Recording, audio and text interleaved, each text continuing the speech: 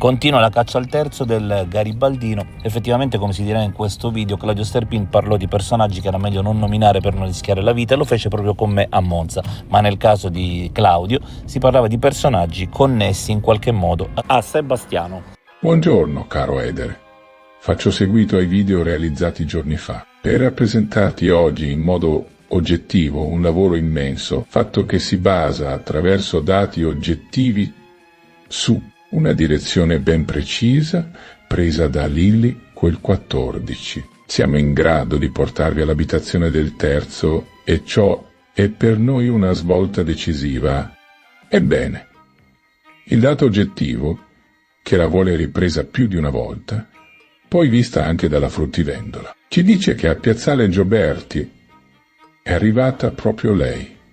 Il grandangolo distorce le dimensioni e ciò vi porta al dubbio che sia lei. Il passo motorio è di Lilly, solo che fino a Piazzale Gioberti camminava a passo normale, salvo poi accelerare solo sulle strisce pedonali a fretta, e capisce che deve affrettarsi. A questo punto i dati sono oggettivi e vogliono Lilly essere arrivata ivi in meno di 10 minuti. Lei ha già detto a Claudio che perderà poco tempo e poi gli spiegherà qualcosa che al telefono non ha voluto. E dire, il dato oggettivo è duplice qui. Si tratta su qualcosa di intimo e privato, che al telefono non va detto. Inoltre, è una cosa veloce tanto che dice a Claudio che farà presto alle 9, dovrà essere alla Wind e poi, finito, rientra. Altri dato oggettivo, ovvero se sostituisco il posto Wind con un altro in zona io ottengo lo stesso percorso da fare con lo stesso tempo impiegato.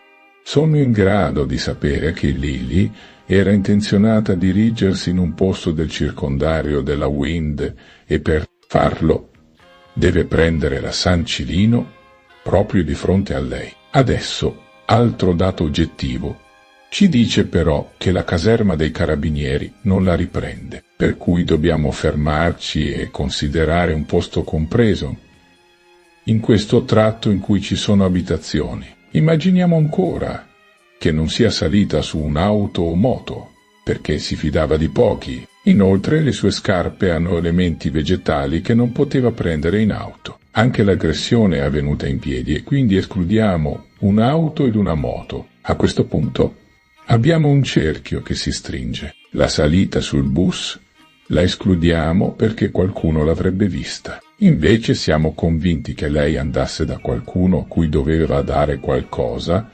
conosceva l'abitazione, aveva anche la chiave di accesso. Abbiamo già detto che le chiavi sono state prese dal terzo perché queste offrivano il collegamento con lui. Per questo non sono state lasciate nella sua borsa. Attenzione, adesso vi chiediamo di prestare la massima attenzione perché direte senza telefoni e perché senza telefoni. Documenti. Ebbene, se vai per un tocca e fuggi in un posto per pochi minuti, casa privata. Non ti porti ciò. Per questo lascia casa. Ma non quel qualcosa che deve dare al terzo. Sono contanti per noi. Lilly, senza nulla dire a Claudio, decide di portare qualcosa al terzo. Il dato oggettivo è chiaro che qui si tratta di una cosa intima che non può riferire al telefono. Quindi è cosa delicata ed a tratti segreta, misteriosa, non divulgabile, se non a cosa fatta. Quando giunge dal terzo che non ha contattato, dato oggettivo, nulla c'è sul telefono. Quel terzo avvia un dialogo. Lilly gli spiega che quel che darà pone fine ad un discorso. Il terzo non ci sta, la aggredisce. Possiamo pensare che Lilly possa aver detto che sarebbe andata dalle forze dell'ordine, ovvero che fosse l'ultima volta che lo aiutava. Il terzo non ci ha visto più e le mette le mani addosso. È Lilly che cerca il terzo, senza aver telefonato, senza avviso. Sa dove abita e dà le chiavi. Si tratta di un'abitazione compresa, tra Gioberti e la caserma Carabinieri, a portata di mano, lungo il tragitto Wind, e un tocca e fuggi veloce, lei pensa di saper gestire la cosa. Il fatto come dato oggettivo ci dice che non fosse qualcosa di buono, perché se no ne avrebbe parlato a Claudio e non lo fa. Gli racconta una bugia, invece, e gli dirà che ne parleranno dopo. Cioè, avete capito cos'è? È successo. Lilli voleva aggiustare qualcosa, ovvero qualche vicenda che interessava anche Claudio. Da qualche mese i due hanno legato di più e Claudio può averle riferito di una vicenda delicata che lei da Misia, buona persona che era, ha voluto risolvere di persona con denaro in mano. Poi avrebbe detto a Claudio a casa che l'aveva risolta. Il terzo soggetto sembra quindi essere un qualcuno non di buon conto, qualcuno di poco raccomandabile. Adesso seguitemi ancora per altri dati oggettivi importanti. Lily ha le chiavi di questa abitazione. Tale era stata presa da questo terzo. Lei però ha mantenuto le chiavi, le userà per incontrarlo. Il terzo capisce lì che quelle chiavi lo inchiodano e le fa sparire, perché in quelle di riserva non c'è quella, che apre la porta della sua abitazione quando Claudio dice che lei è morta per salvare lui. Ha espressamente detto: cosa è successo? Ancora non l'avete capito. Noi da un pezzo. Tutto quello che segue con Sebastiano, che dice è stato un incidente, si riferisce al fatto che Sebastiano è venuto a sapere di quanto successo e che il terzo non volesse uccidere intenzionalmente Lilli. Lilli, a seguito dell'aggressione di quell'iniziale soffocarla, ha poi sbattuto la testa per terra ed è morta. La cosa è sfuggita di mano, insomma. Il ritrovo del cadavere è poi frutto di una intermediazione sul farla ritrovare. Nulla di diverso. Saranno altri che faranno il lavoro di staging e di trasporto usando più di un sacco di trasporto per questo? Non ci sono impronte sui sacchi, se non una parziale di un guanto. Quindi appare chiaro che Sebastiano abbia saputo cosa fosse successo perché qualcuno di presenza gli ha riferito. Per questo lui decide di crearsi un alibi usando la GoPro e facendo i montaggi che già abbiamo smascherato. Lui ben sa che in questi casi si incolpa subito il marito, ma lui non c'entra con la morte della moglie. Tutti, come il terzo ha programmato, pensate solo a Sebastiano perché lui si contraddice e perché scompare nel laboratorio, ovvero perché si crea l'alibi con la GoPro, ma ciò facendo vi allontanate dal dato oggettivo. Noi riteniamo che sia Claudio a sapere cosa sia successo e che gli convenga dare addosso a Sebastiano per salvare i suoi figli. Claudio stesso lo ha detto. Non vi ricordate? Disse: devo pensare ai miei figli e non dirò nulla neppure sotto tortura, e non si riferiva a Sebastiano di Ferrer. Certo, Lilli ha voluto usare il suo potere economico per risolvere qualcosa con il terzo che coinvolge Claudio e tutti i dati oggettivi ci portano a ciò. Claudio non entra alla Wind, si preoccupa eccessivamente e andrà pure presso l'abitazione di via Verrocchio. Non entra alla Wind perché nessuno dice di averlo visto. Lui crede che Lilli a quel punto gli abbia mentito ed abbia cercato un'interazione con il terzo.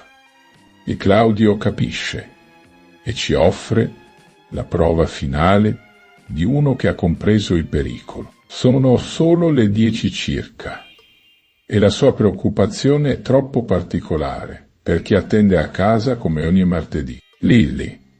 Lui ha già saputo da Lilli che perdeva tempo, Perché allora si impaurisce così tanto?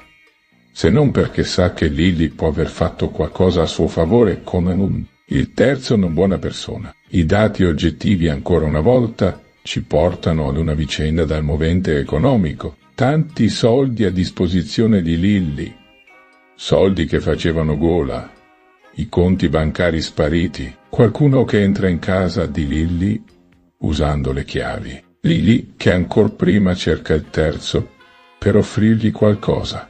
In questi casi si tratta di un evidente omicidio di prossimità, ovvero molto vicino all'abitato di Lily, al di là di quel piazzale Gioberti, come abbiamo oggi localizzato. Non ci stupisce quindi che sia andata così, ma ci stupisce del perché non si indaghi compiutamente su tale ipotesi e su tali dati oggettivi che ivi ci portano.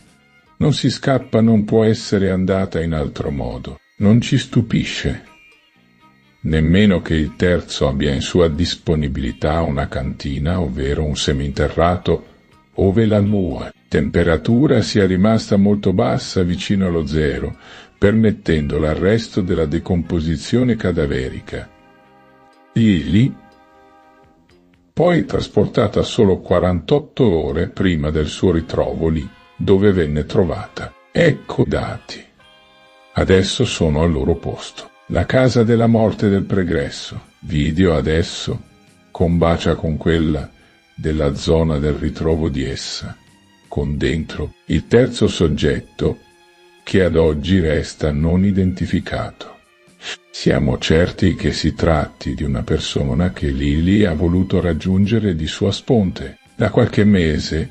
Lily, ed è un dato oggettivo, era oltre che preoccupata, costante nel prelevare del denaro. Eppure lei pagava quasi tutto con la carta di credito, tra cui affitto, vestiario, utenze. Tutto lascia pensare, data l'entità del prelievo di circa 300 o 400 euro, che lei aiutasse qualcuno per un motivo preciso e che ciò fosse collegato a Claudio, perché ciò si verifica negli ultimi mesi dell'anno, quando loro strinsero di più, quando si parlò di questo terzo, tanto che Claudio dirà che lei si interessò della vicenda a favore suo per salvare lui. Lei, per atto di amore e di altruismo, si sostituisce a lui e prova la mediazione, ma in segreto. Nessuno saprà di ciò. Nessuno, fino a quel giorno del 14 dicembre. Per questo l'indagine è partita male e senza una testimonianza che potesse subito indirizzare gli inquirenti sulla pista del terzo soggetto misterioso. Il terzo ha saputo che Lily avesse molto denaro in casa. Sebastiano stesso dice che erano invidiati, ma lui dice anche che Lily era diversa da qualche mese.